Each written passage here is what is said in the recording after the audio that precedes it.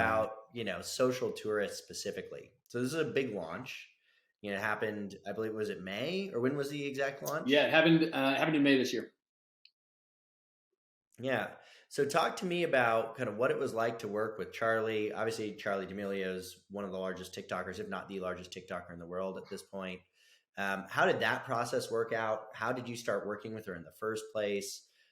What has been her involvement in the product creation process? Has she helped to recruit other influencers to work with you guys? Tell me the whole story. Sure. So I think the story starts with my team, because Yep. they had cracked this open right. I mean, right as I was starting, they were cracking this open. So COVID hits. Big businesses, right, that are driving a lot of revenue through stores are pivoting, right? Our businesses are trying to pivot, and one of the big pivots was, Yep. how are we going to move significant volume to our digital channels? The team Yep. and the team already had in place great influencer marketing strategies. They had great digital marketing, DTC strategies, traffic, revenue, full funnel, the whole thing. But that was a big shift, especially for a brand like Hollister. I mean, a lot of revenue tied up in what are we going to do now? That question. And they pitched, hey, we should go and work with Charli and Dixie D'Amelio through the lens of an influencer marketing, right? So they can help us drive back to school and holiday. We can create content with them. That was kind of that pitch was like sitting on the table right when I started.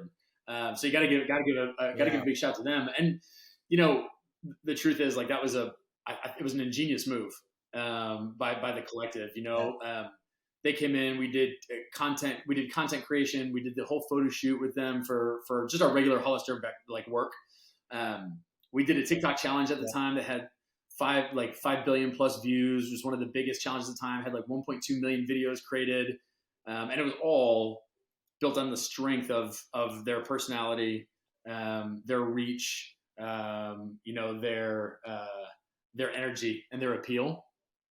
And it went a huge way to making 2020 into a successful year for the brand. And as all that was happening, we were having this conversation in the background, like, they're incredible, right? And it's not just it's definitely it's Charli and Dixie are amazing, but their whole family, Mark and Heidi, the D'Amelio family, the whole group, are just, I can't find enough good things to say about the collective. Like, it's been a pleasure from day one to work with them. And so as we were landing this, we said, what if we signed a long-term partnership with the family? And we created it. If we're going to create a brand, what would that look like? And what would it be based on? And how would we work together? And what role would we all play? And it was new. It was new for that family at the time, for sure. New for Abercrombie at the time.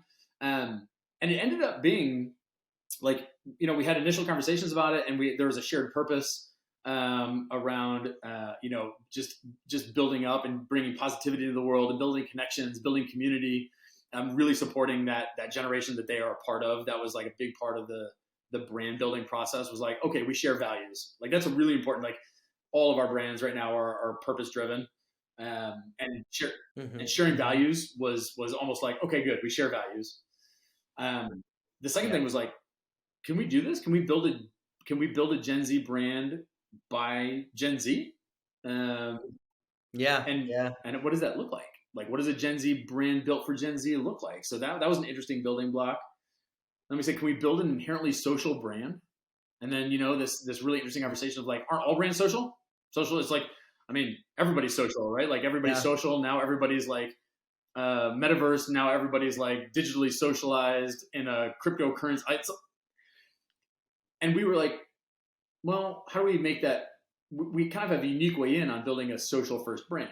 Like, we have this incredibly social family that kind of came up through that, like, they're living that experience every day. So how do we build a social first brand that might like set us apart when it comes to like how we market, how we build things, how we interact with the family?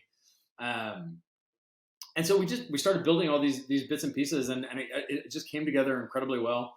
And so we worked on the brand and the product and the rest of the line for probably 5 or 6 months, building out the infrastructure online, building out the experience, building out the app and the digital UX as part of the Hollister ecosystem, because it's so big.